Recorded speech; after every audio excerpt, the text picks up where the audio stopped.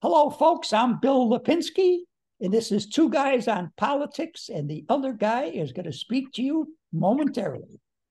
And I am Ray Hannon, the other guy here at Two Guys on Politics, where we talk about the recent Republican candidates debate. I think it's the fourth one they've had. And then also the challenges facing Ukraine is that it seems that the U.S. there's a growing resistance to support Ukraine against the insidious communist Russian threat that exists there. And I don't understand that whatsoever. Bill, let's talk about the debate. The ratings on this debate were probably the lowest that they've had in a long time. And I don't know if that's a reflection of people are just tired of that nobody is inspiring them. What do you make of the candidates who are running for the Republican nomination for president, other than Donald Trump, who seems to still dominate that race and who wasn't at the debate? First of all, the earlier debates, had twice as many candidates on the platform. So if you just figure in their families, it would have definitely increased the size of the debate last night. I thought the debate last night was a very good debate. I don't think it changed one thing. I think the only way this election is going to change in the Republican Party is if somebody can defeat Donald Trump in a primary, in Iowa or in New Hampshire or in South Carolina. And unless somebody defeats him in one of those three states, I would say that he's going to win the nomination, as much as it seems hard to believe. But getting back to the debate, now, as you know, I'm a big supporter of Chris Christie.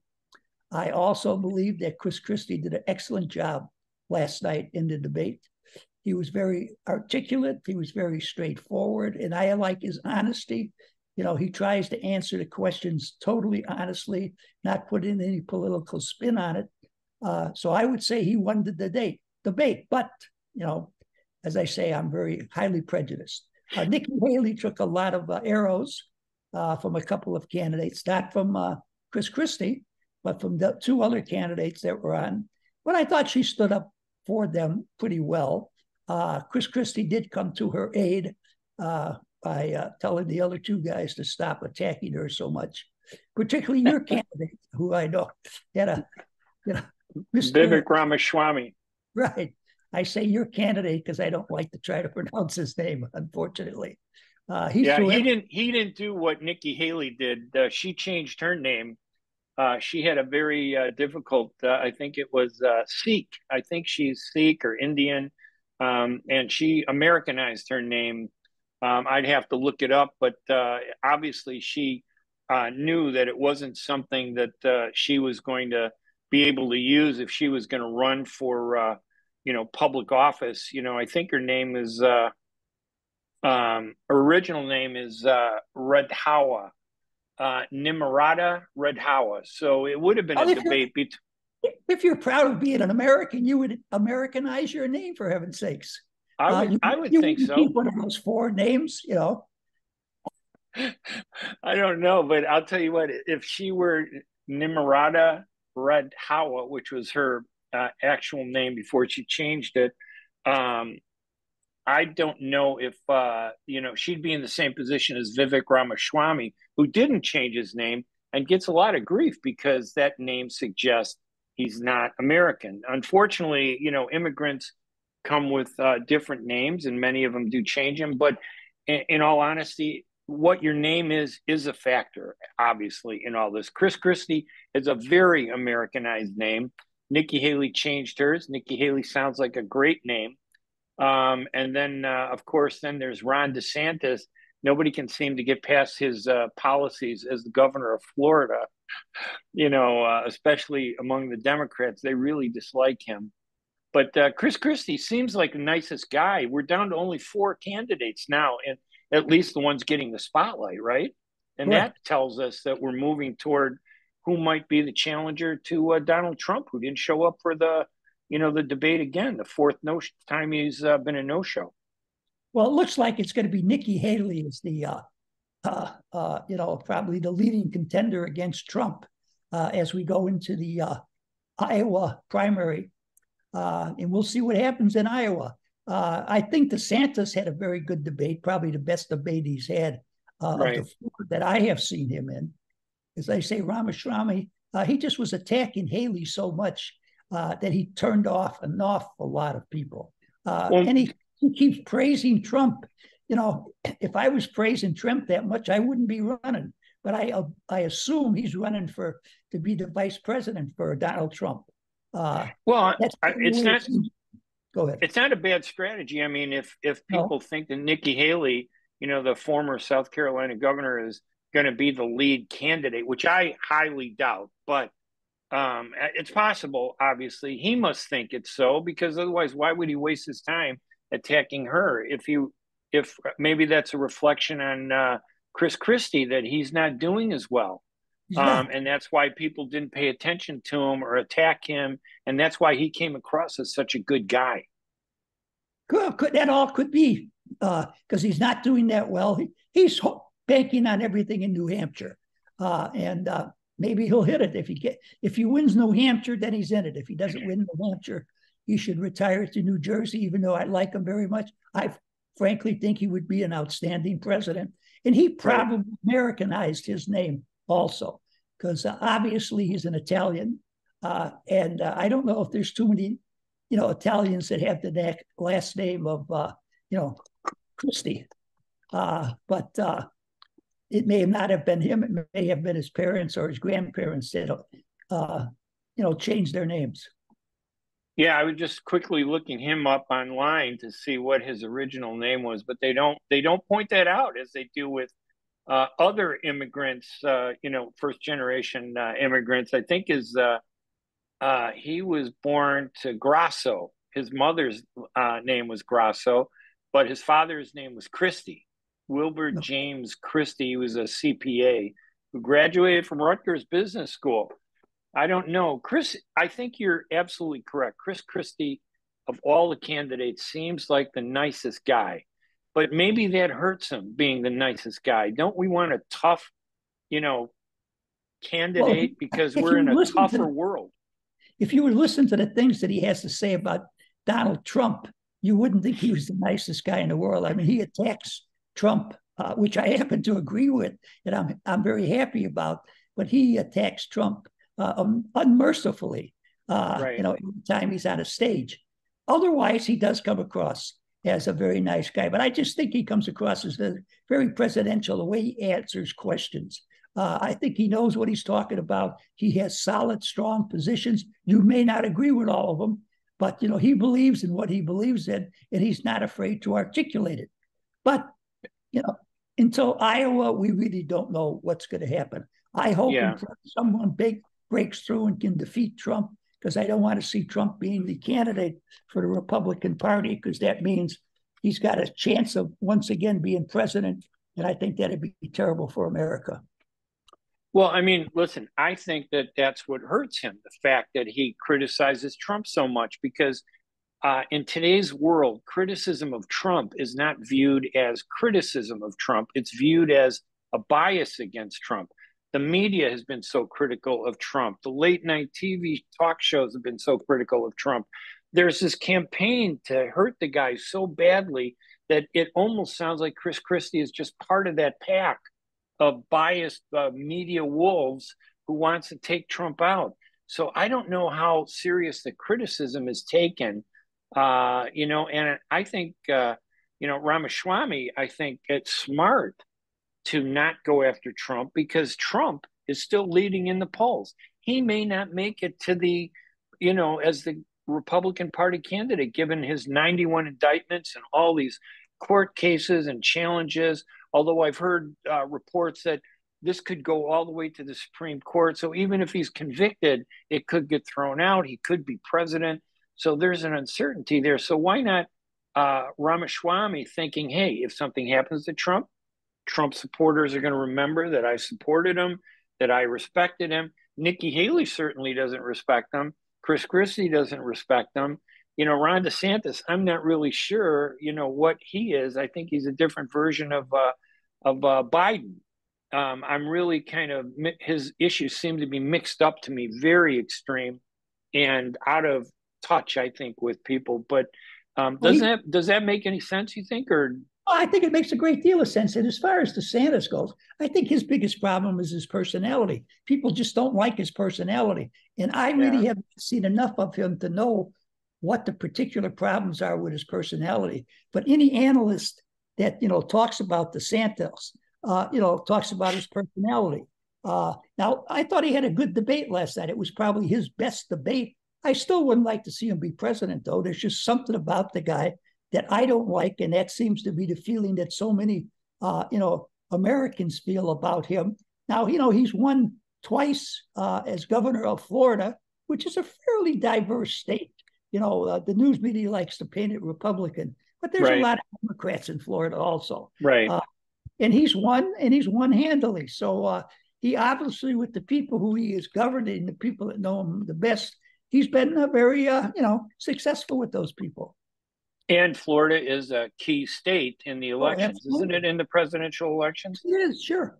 Mm-hmm. So it would be key. Like Michigan is another key state in the elections that, Trump took that, or Biden took that in the last election away from Trump, and it really helped him get his edge. Now, I'm looking at the Republican primary and caucus schedule. And the first Iowa Republican election is the Iowa Republican caucus on January 15th. Then it's followed on January 23rd by New Hampshire, then Nevada in February 6th, then the Virgin Islands, South Carolina, Michigan, February 27th. March 2nd would be Idaho, Missouri, March 3rd. It will be over one way or another after Michigan. There's no way it'd go on after Michigan as far as being. So you think by February 27th, we might know who the leading candidates are? Because I know there's a big pool of primaries on March 5th. Right. Just a lot of them. It looks like there are about 15 states. And then, of course, the Illinois primary doesn't happen until March 19th. It's pretty much going to be over, don't you think, by the time it comes to Illinois? Oh, there's no question about it. It usually is, unfortunately. But I think it'll be over by Michigan.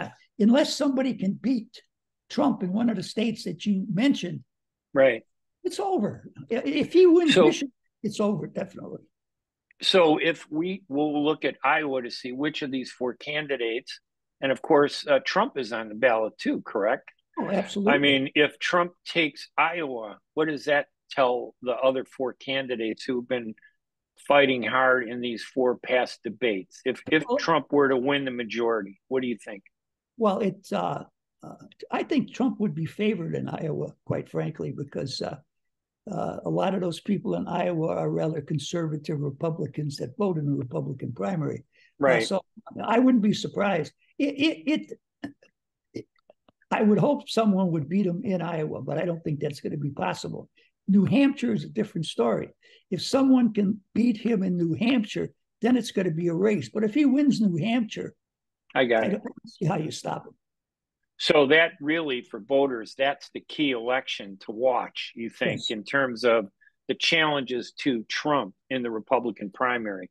That second election, New Hampshire, January 23rd, which will be 8 days after the Iowa Republican caucuses. So coming out of Iowa, if all four of the candidates don't do well against Trump, okay, that's okay. New Hampshire, if one of those candidates beats Trump, Nikki Haley, Ramaswamy, Chris Christie, or Ron DeSantis, you think that would pretty much set the stage for them becoming the candidate, assuming they can continue that momentum? Yeah, I think it would make them the leading candidate. And I think that they would then give Trump a real run for his money. See, Iowa has a lot of what they call the populist Republicans. Right. Those are people who are primary Trump supporters. And there's a lot of those Republican voters in Iowa. So, he's got a leg up because of all of those. When you get to New Hampshire is very much the old line Republican state. I would, what I would call the country club Republicans, okay? The well-to-do, the well-off Republicans. If Trump can win that state, then I think he's really in very, very good shape. And New Hampshire is really the first primary election because Iowa always has that weird system called caucusing. Correct. And caucusing is more of a social networking system, I think. It's more about getting your group together. It never made sense to me as an election process. It seems like it's a general, you get a general sense from the people there. New Hampshire, it's vote totals. It's how many vote totals, and individuals walk in and they vote individually, secretly. In Iowa, I think the caucus, you pretty much have to say what you want or who you're going to support publicly. That can be inhibitive for some people. Oh, absolutely. Yeah, you have to stand up and say, I'm for Trump, I'm for Christie, right on down Right. the line. And everybody else who you're for also. In many cases, the candidate has to supply transportation to get these people to the caucuses. So it's an entirely different system, and it's a system that is really more important for the people who really have a strong. Right. So that's more about organization. Correct. Not actual individual voting, because New Hampshire, people are going to go to the polls and they're going to vote personally, privately. No one's going to know how they vote. They'll have the total vote, and that may truly reflect how Republicans really feel. And I think you're right. Then that makes New Hampshire the key. Right. All right. And then were there any issues that when I looked through, the debate and everything, other than the fiery exchanges between Haley and Ramaswamy, the niceness of Chris Christie, and I don't mean to be harsh toward Ron DeSantis, but he was kind of mediocre. The issues that he didn't seem to really I didn't think he identified with anything that really connected. I think he tried to portray himself as the smarter of the bunch. I'm not sure he achieved that, but who knows? It'll be up to the voters. But any other issues you think that came up that were significant from that debate? Well, DeSantis talked about using the military at the border. Mm-hmm. A lot of people are opposed to using the United States Army at the border. I don't know if Christie's for that or not. I don't know where Haley is on that either. But it doesn't seem to me that's a very popular position at the present time for the Army to go down to the border. People want the border closed. They don't want to have an open border. They want to do something about it. But I don't know if they're for sending people down there. I mean, the way DeSantis talked, it sounded like he was willing to have some of these people crossing the border shot by the American military to slow it down. With, the American people are not going to support something like that. Right.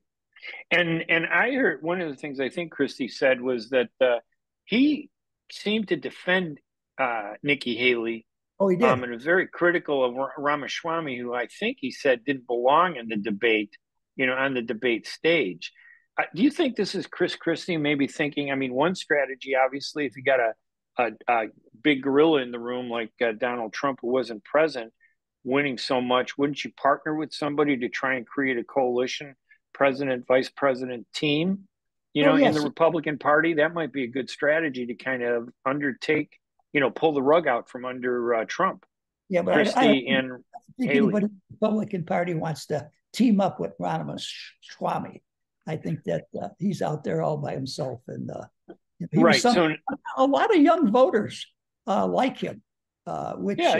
He's a smart guy. I mean, when you hear him talk, he seems to know what he's talking about. Although Christie he keeps making these references that I don't think most voters, get. Like I don't know. He talked about he described Ramaswamy again in one of these weird metaphors, involving some, movie, that I'm not sure everybody Baltimore or whatever. And I'm going, okay, that's really kind of way out there. But do you think, and maybe let's talk about the gender issue. Ramaswamy obviously comes across more as a foreigner. His name is foreign. He looks more of a foreigner. He's not the typical Republican face that you might see. But don't women have a problem trying to run as the leading candidate for president? We haven't seen that much in this country, except for a couple times, correct? That's very true. Hillary Clinton, I think that one of the reasons that she lost was because she was a woman. It seems like the women, to me, play an extremely important role in an election when a woman is running. some women, are very, very supportive of a woman, achieving various goals, becoming president of the United States. Some other women, I think more traditional women, prefer to see women in a more traditional role, standing behind their husband, supporting their husband, standing there with children, making sure that they take care of the home. It's split. I would say today it's probably 60-40 in behalf of the women who want to see women, achieve as much as they can. But there's still a large percentage of women who I don't think will vote for a woman for president. Yeah, and I think you're right. In the Democratic Party, I think a woman has a greater chance of becoming a candidate because I think Democrats are more willing to support women and set aside the gender issue. I don't know if that's true in a party that's based on family values, that deeply looks at a family and says the man is the head of the household, the wife is the homemaker to help raise the children. And I'm not saying every Republican believes that. I'm just saying that there are a lot of, especially evangelical movement, where they want to see women in a very traditional role that is not being pushed by the progressive left. So I don't know. I think she has a big uphill, fight to win this nomination, even though maybe she's different. Obviously the only woman in the race among the four leading candidates. But I think she has a much tougher challenge, even if she seems like the more popular one. Mm-hmm, probably. Yeah, no, I would agree with that. And her husband's not there at her side. Her husband's has been sent to, I don't know, one place where we have an army. I think we have army personnel in about 500 different places around the globe. And he's out there with, one group. I don't know which one. He might be in the Ukraine. In fact, I'm not sure about that.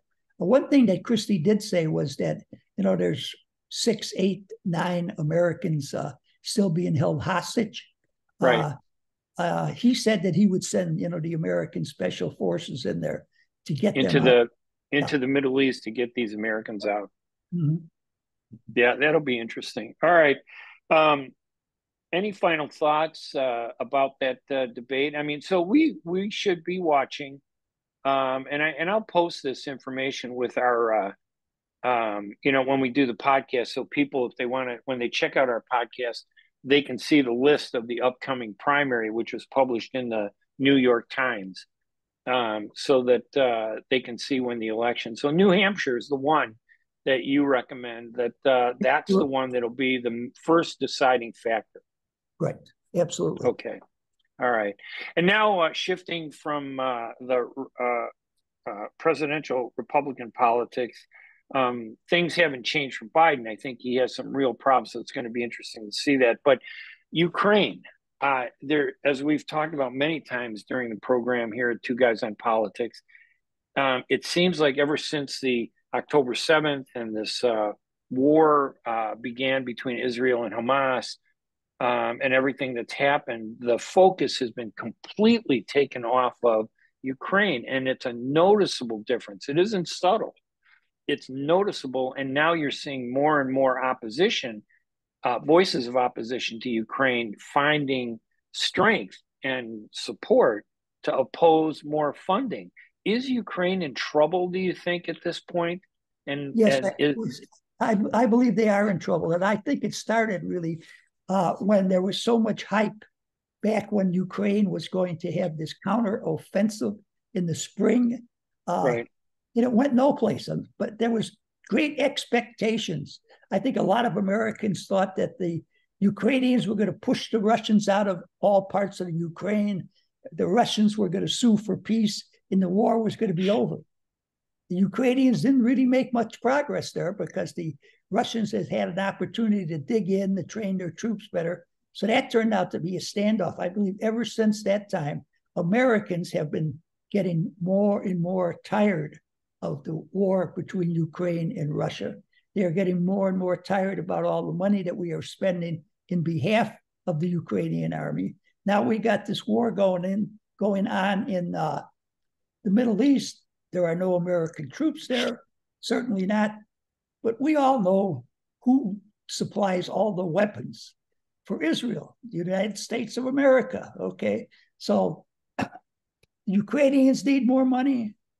We want to send more money to Israel. The Republicans want to close the border if at all possible. They want money for the border. All that is wrapped up into one bill. So you have Ukraine losing support. And now I was just reading the New York Times where there's a squabble between the party in power and the party out of power. The leader of the party out of power wanted to do some traveling. He was restricted by the party in power, which leads us back into where there has always been this hint of corruption in the Ukrainian government. That doesn't help you here whatsoever. Now, I think that the Democrats and the Republicans will get this worked out before the end of the year, but I believe that Democrats have to agree to more things being done on the border than they're willing to agree to at the present time. But I believe they will agree to that. So I think you'll get the money for Israel, you get the money for Ukraine. It's funny, the Israeli money just seems to be sailing right along.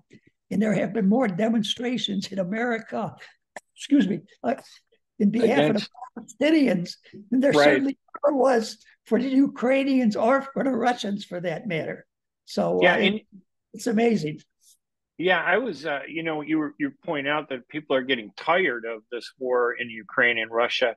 And I'm thinking that, okay, I mean, we did get tired of the Vietnam War. Absolutely. And it was our soldiers that were fighting. We tired of that pretty quick. And that pretty much decided the fate of that war, which I think we lost. But World War II, I mean, this was against the Soviet Union and the communists. And the Nazis, and we couldn't be tired of that, even toward the end when Nazism was destroyed and you could see the Soviets rising up and taking power away from us and being so much more oppressive. We kind of opened our eyes too late to the threat that Stalin and the Soviets represented. And I'm worried, are we being put in a position where, again, we're not seeing the intensity of the threat that Putin has toward the United States of America, our long-term future. He is a much bigger threat to America than Hamas. He's a much bigger threat, to America than any other agency. And $14 billion we gave to Israel doesn't even come close to the billions we've given to Ukraine. I think we've given $100 billion already, Ukraine. How many? $100 billion. Yeah, it's been huge in comparison to what we've given Israel. But I don't think that, I think you're accurate that Americans are just tiring of a war. We're used to super speed communications. Everything is now. It has to be done fast. During World War II, you waited days before you heard anything. Even during the Vietnam War, you didn't hear anything for several days and maybe weeks. It wasn't until television started bringing us images of the war the next morning, and we were shocked at what we were seeing. There was no preparation to deal with the events in Vietnam.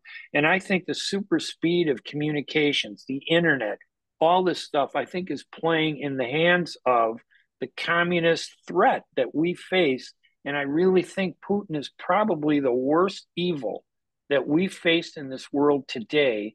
And we're being distracted, not having an appreciation of how much of a threat he really is because of the super speed movement from one news story to the next. We can't focus on it to make us realize that this guy is dangerous.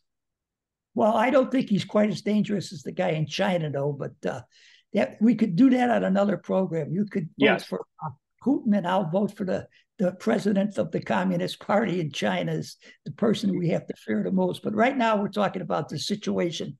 I think we do, ultimately pass the legislation to take care of all these issues, not to anyone's particular satisfaction.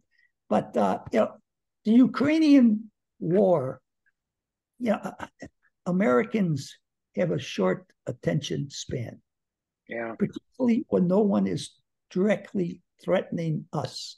And we don't see far away Russia having fought such a poor war against tiny Ukraine in comparison, is any real threat to us whatsoever.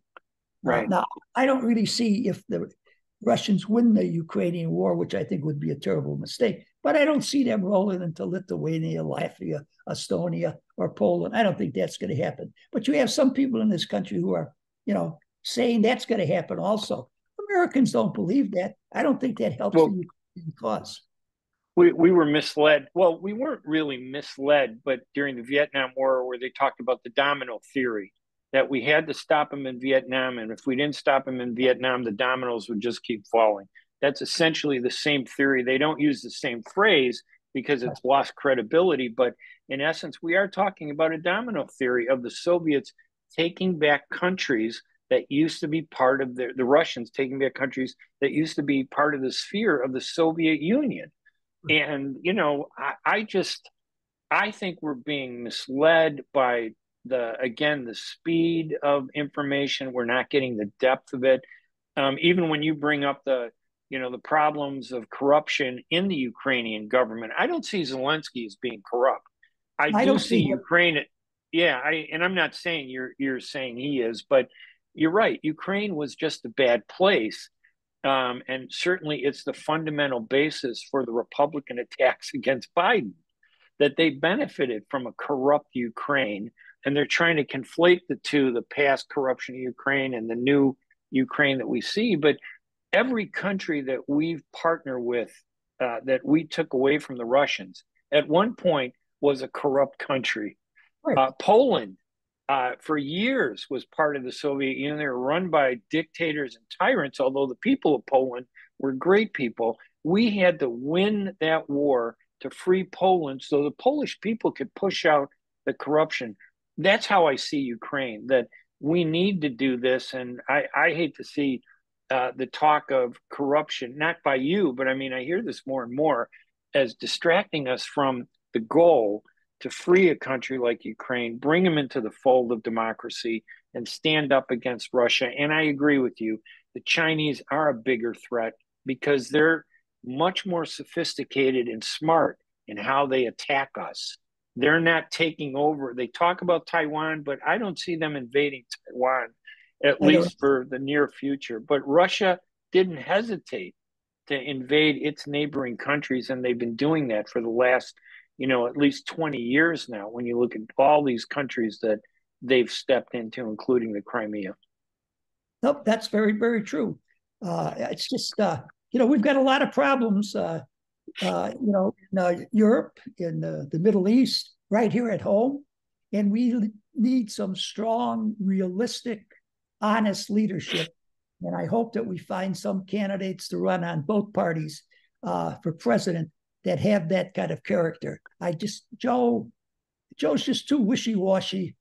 Trump, as I say, I just can't stand him, his personality. And I just hope and pray we're not stuck with those two candidates for the presidency of the United States. Well, until we change our political system, we're probably stuck with both of them, even though I'm not going to vote for either one of them. I'm going to vote for Robert F. Kennedy, even though I don't agree with everything he stands for. But that Kennedy name, I know, has put a fear in the minds of a lot of Democrats, in spite of some of the minefields that Kennedy stepped on with some of these issues. But I'm going to vote for him. And that means one less vote for Biden. I can't vote for Trump because of all the craziness he represents. Although if Trump were to take over and become president, I think it would be the end of the Republican Party and maybe the two-party system. Maybe that's what we need. I don't know. But it didn't change when he was first elected. I always thought electing Trump would throw the game board up in the air, and we might see a whole new system of politics. That didn't happen. He quickly did a Jane Byrne and embraced the machine. Her reform promises, she threw those out the window in less than 6 months. Didn't take long. You mean the organization? There is no such thing as the machine. That's true. We could call it whatever. The organization. She was going to. People representing the people of Chicago. I think we wanted reform, and we put the words in her mouth more than she did. And I wonder if we're doing that today in some of the efforts that we have. All right. Any other final thoughts on any issues, Bill, that we missed, or any points that you wanted to raise? No. I would just like to. The last thing I would like to say is I just hope and pray more Americans get involved in the political system so they know exactly what these candidates stand for and what kind of personality these candidates have. That's it. All right. Until next time, I'm Bill Lipinski, a fellow American. And I'm Ray Hanania. And remember, you can always go to twoguysonpolitics.com to listen to all of our podcasts. This is season 2, episode 17. We hope you enjoyed the insight. Bill is a veteran former congressman, and I'm a contentious, controversial journalist and op-ed writer. So you're going to get a lot of issues from both of us, and we do appreciate all of you for listening, and thank you for your support. Thank you, everybody. Bye-bye. Take care.